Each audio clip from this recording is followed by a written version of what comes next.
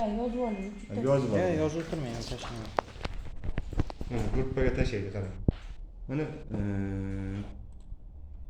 90 liniya chizdik, ha? Endi Ctrl 3 ni bosamiz. Mana eshik bor mana. Dur metrik. Olamizda chizyapmiz.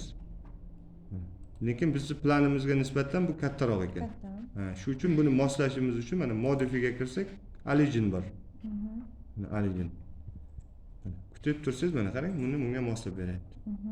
Mana Alignni olamizda, eshikni tanlaymiz. Tanlagandan keyin bir marta enter bilan tasdiqlaymiz.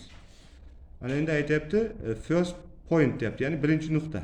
Bu yerga olib kelasiz, mishka bilan bu yerga bosasiz. Ikkinchi nuqta, bu yerdan olib kelasiz, bu yerga bosasiz. Mana ikkita ko'ryapsiz, mishka bilan. Endi enterni bosamiz. Shuni masshtabni bunga moslaymi deyapti. Yes deymiz, bo'ldi. Keyin tanlaysizda, mana bu yerda burchakcha bor, mana uch burchakcha. Shunga kirsangiz, eshikning holati bor, ochilish holati. Masalan, 90 gradus qilsangiz, mana chizmadagidek ochiladi. Tushundingizmi? Agar buni yana kirib 45 gradus qilsangiz, bunaqa bo'ladi. Gradusini almashtirish o'zimizda. Ha. Unisini ham tushuntiradi. Derazani qildingiz-ku mana. Ha, bo'ldi. Mana shu to'xtatdingizmi? Bitta to'xtatdingiz, megabayt ko'payib ketadi.